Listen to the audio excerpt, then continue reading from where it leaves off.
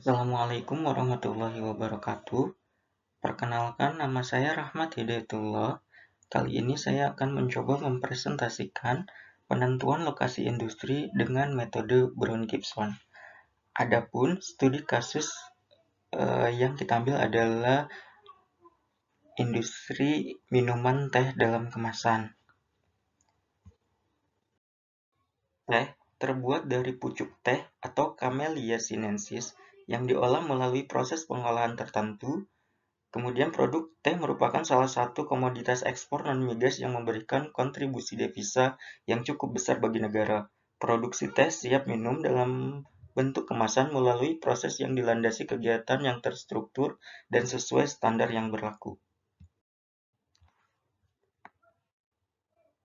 Adapun latar belakang kenapa kita mengambil industri minuman teh dalam kemasan, yaitu banyaknya minuman kemasan yang beredar sekarang ini membuat industri teh semakin berkembang, salah satunya dengan munculnya minuman kemasan teh yang siap minum. Masyarakat menyukai minuman kemasan yang praktis menjadi salah satu faktor yang membuat terciptanya minuman kemasan teh ini. Proses pembuatan teh kemasan mulai dari persiapan bahan, kemudian disortasi, kemudian perebusan dengan air, lalu ekstraksi daun teh, di mana teh sebanyak 72 kg ditambah dengan air sebanyak 4.500 liter. Kemudian eh, kita lakukan pembuatan gula dengan air dengan komposisi air sebanyak 1.125 liter ditambah dengan gula 1.125 kg, 1:1 antara gula dan air. Kemudian dilakukan mixing antara air gula dengan air teh yang tadi sudah disiapkan. Proses mixing dari pembuatan larutan teh ini yang sudah dicampur dengan gula, maka dilakukan sterilisasi, kemudian filling, kemudian dilakukan labeling, packing, dan penyimpanan, serta dilakukan distribusi. Metode Brown-Gibson merupakan metode dengan menggunakan konsep preference of measurement, di mana konsep penilaian terhadap suatu alternatif solusi dengan kriteria tertentu berdasarkan prinsip preferensi yang menggabungkan faktor-faktor kritis, faktor kuantitatif atau objektif, dan faktor kualitatif atau subjektif. Dari studi kasus yang kita ambil, kita sudah menentukan 3 lokasi alternatif untuk industri teh kemasan tersebut, di mana yang pertama adalah kawasan industri Sentul Bogor, kemudian Kecamatan Parongpong Bandung, dan Kecamatan Pangalengan Bandung. Dalam menentukan lokasi industri yang akan kita pilih, maka kita perlu menentukan faktor kritis, di mana faktor ini merupakan faktor jika keberadaannya itu harus ada dalam pemilihan lokasi. Dalam studi kasus yang kami lakukan, dalam pemilihan lokasi, faktor kritis yang kita tentukan adalah satu, adanya ketersediaan bahan baku, kedua, ketersediaan air, ketiga, ketersediaan tenaga listrik, dan keempat adalah ketersediaan pasar. Dalam menilai faktor kritis, setiap lokasi dapat menggunakan nilai 0 jika tidak memenuhi persyaratan faktor kritis dan nilai 1 jika memenuhi faktor kritis yang sudah ditentukan. Dari hasil evaluasi faktor kritis, ketiga lokasi yang ditentukan memiliki nilai yang sama baik dari sisi bahan baku, ketersediaan air, tenaga listrik, dan ketersediaan pasar, sehingga ketiga lokasi tersebut memenuhi persyaratan untuk faktor kritis yang sudah kita tentukan. Selanjutnya, ketika kita sudah menentukan faktor kritis, maka kita akan menentukan faktor objektif, di mana faktor-faktor objektif ini adalah faktor yang dapat diukur dalam ukuran kuantitatif atau uang seperti biaya tenaga kerja, biaya produksi, biaya transportasi bahan baku, dan lain-lain. Dalam identifikasi pemilihan lokasi dari studi kasus ini, maka yang faktor objektif yang kita tentukan adalah mulai dari biaya tenaga kerja, biaya produksi, dan biaya transportasi bahan baku. Adapun nilai biaya dari faktor-faktor objektif tersebut untuk masing-masing lokasi adalah sebagai berikut. Sentul itu memiliki biaya tenaga kerja sebesar 5,4 miliar per tahun, kemudian biaya produksinya 10 miliar per tahun, dan biaya transportasi bahan baku 8,4 miliar per tahun. Untuk Parongpong, biaya tenaga kerjanya 4,2 miliar per tahun, biaya produksinya 10 miliar per tahun, dan biaya transportasi bahan baku sebesar 2,1 miliar per tahun. Dan untuk Pangalengan memiliki biaya tenaga kerja 4,2 miliar per tahun, biaya produksinya 10 miliar per tahun, dan biaya transportasi bahan bakunya sebesar 0,7 miliar per tahun. Setelah kita menentukan biaya-biaya tersebut sebagai faktor objektif untuk masing-masing lokasi, maka kemudian kita harus menghitung total biaya masing-masing lokasi dengan menjumlahkan biaya-biaya tersebut untuk setiap lokasi.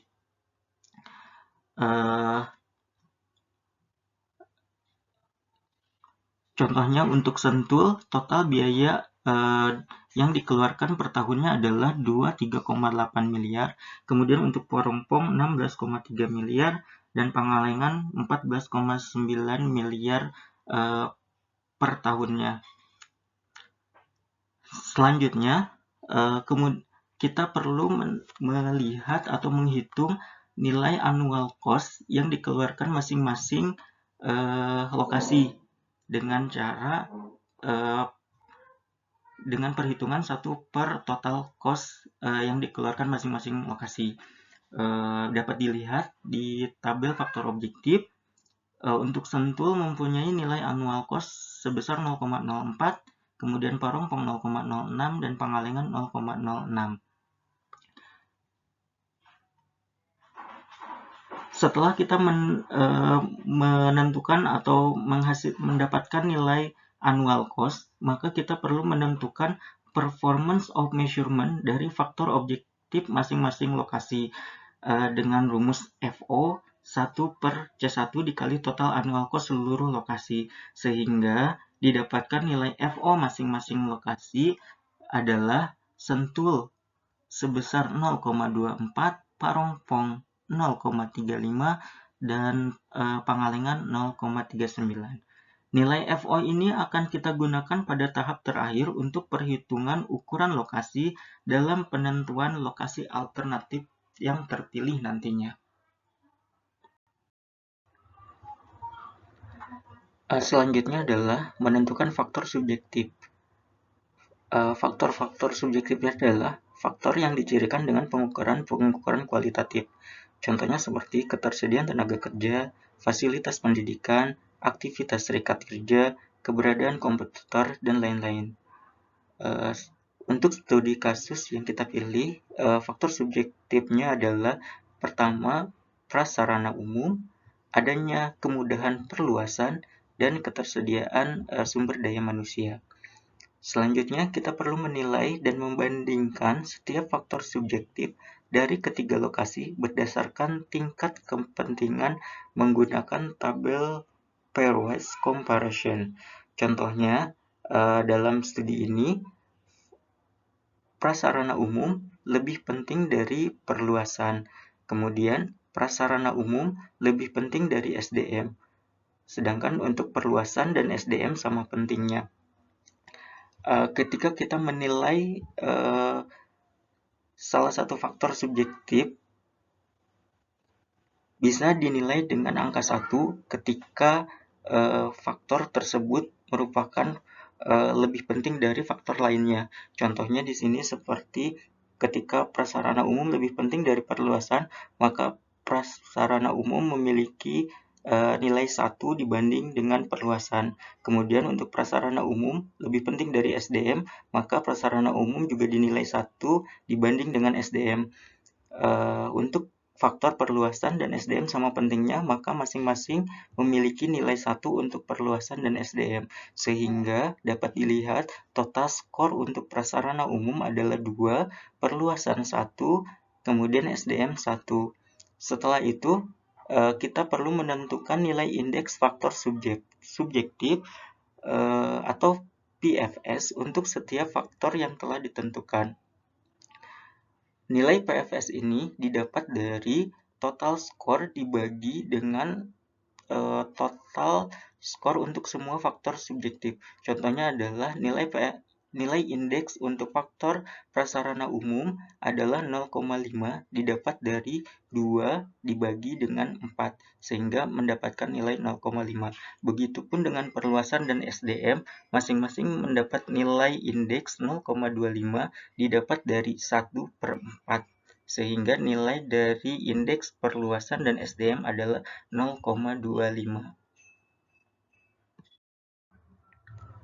Tahap selanjutnya adalah menentukan bobot masing-masing faktor subjektif untuk setiap lokasi. Mulai dari prasarana umum, untuk Sentul, itu lebih baik dari keduanya. Sedangkan untuk Parongpong dan Pangalengan sama baiknya, sehingga nilai dari Sentul untuk prasarana umum mendapat total skor 2, sedangkan untuk Parongpong dan Pangalengan memiliki nilai 1. Sama halnya dengan penentuan indeks faktor subjektif, maka kita juga perlu menentukan indeks faktor masing-masing lokasi untuk faktor subjektif prasarana umum. Dapat dilihat nilai indeks untuk Sentul itu sebesar 0,5, kemudian untuk Parongpong 0,25 dan Pangalengan 0,25. Nilai indeks ini didapat dari total skor dibagi dari total skor keseluruhan lokasi.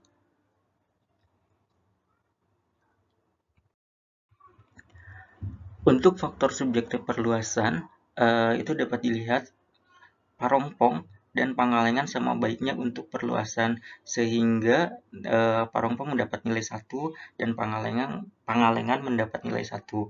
Untuk Sentul tidak lebih baik dari keduanya, sehingga Sentul tidak mendapatkan nilai. Dapat dilihat dari nilai indeks masing-masing lokasi, di mana Sentul karena tidak lebih baik dari keduanya, maka nilai indeksnya 0. Parongpong mendapatkan nilai indeks 0,5 dan Pangalengan juga 0,5. Kemudian dari faktor subjektif SDM dapat dilihat untuk lokasi Parongpong lebih baik dari keduanya, kemudian Pangalengan sama baik dengan Sentul, sehingga nilai atau total skor untuk Sentul itu mendapat skor 1, Parongpong 2, dan Pangalengan itu 1. Masing-masing nilai indeksnya yaitu 0,25 untuk Sentul, Parongpong 0,5, dan Pangalengan 0,25. Setelah kita menentukan bobot masing-masing faktor subjektif, maka kita perlu mengevaluasi faktor subjektif di setiap lokasi alternatif, di mana nilai rating untuk setiap faktor subjektif yang ada dikali dengan nilai rating faktor untuk setiap alternatif berdasarkan tiap faktor subjektifnya. Contohnya, untuk Sentul memiliki nilai indeks prasarana umum sebesar 0,5, kemudian perluasan 0, dan SDM-nya 0,25. Sedangkan untuk Parongpong 0,25 untuk prasarana umum, 0,5 untuk perluasan, dan 0,5 untuk SDM. Untuk Pangalengan sendiri memiliki indeks prasarana umum sebesar 0,25, perluasan 0,5, dan SDM 0,25. Sedangkan untuk indeks masing-masing faktor subjektif yang sudah kita hitung di slide sebelumnya, yaitu prasarana umum memiliki nilai 0,5, perluasan 0,25, dan SDM 0,25. Maka faktor subjektif dari setiap lokasi dapat dihitung dengan mengalihkan setiap faktor-faktor subjektif dikali dengan indeks masing-masing faktor subjektif tersebut. Contohnya, untuk sentul, prasarana umum memiliki nilai indeks 0,5 dikali dengan 0,5. Kemudian untuk perluasannya, karena nilai indeksnya 0, maka dikali dengan nilai indeks perluasannya 0,25. Kemudian untuk SDM-nya memiliki nilai indeks 0,25 dikali dengan nilai indeks SDM sendiri sebesar 0,25. Maka nilai faktor subjektif untuk sentul ketika kita jumlahkan mendapatkan hasil 0,3125. Kemudian untuk parompong,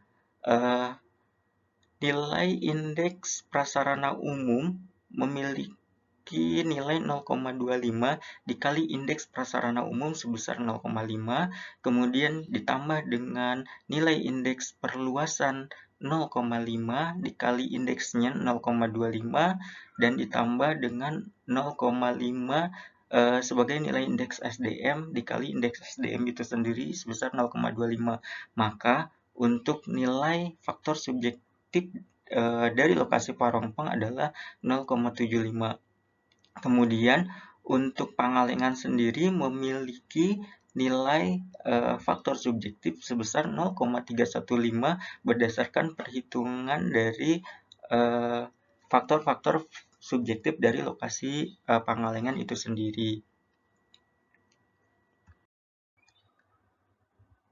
Setelah kita mendapatkan nilai faktor subjektif masing-masing lokasi, maka tahap terakhir dalam penentuan lokasi industri dengan metode ini yaitu menentukan faktor lokasi dengan ukuran lokasi atau UL, di mana dalam studi ini faktor objektif 3 kali lebih penting dari faktor subjektif. Diketahui pada slide sebelumnya, nilai FO atau faktor objektif masing-masing lokasi yaitu untuk sentul nilai FO-nya 0,246.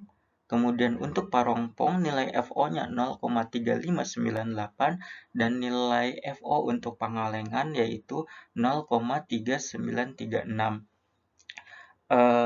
Dikarenakan untuk mencari nilai ukuran lokasi masing-masing lokasi bisa menggunakan rumus FK dikali KFO dikali FO ditambah KFS dikali FS, di mana nilai KFO itu adalah 0,75,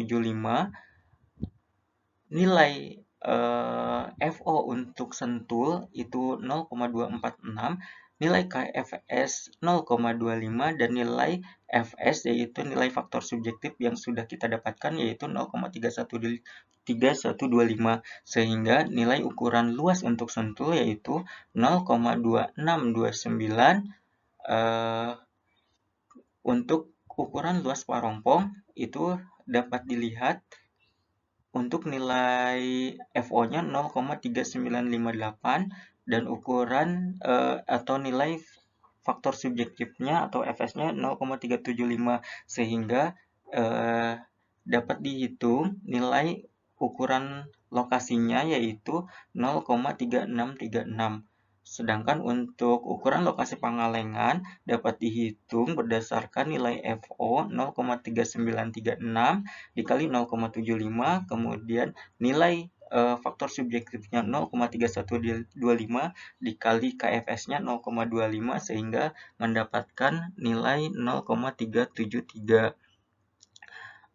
Dari ketiga lokasi tersebut, nilai UL yang paling tinggi adalah nilai UL Pangalengan 0,37338, sehingga dapat disimpulkan bahwa lokasi Pangalengan merupakan lokasi yang dapat dipilih untuk alternatif industri teh dalam kemasan tersebut. Demikian penjelasan untuk pemilihan lokasi berdasarkan metode Brown-Gibson. Terima kasih banyak. Assalamualaikum warahmatullahi wabarakatuh.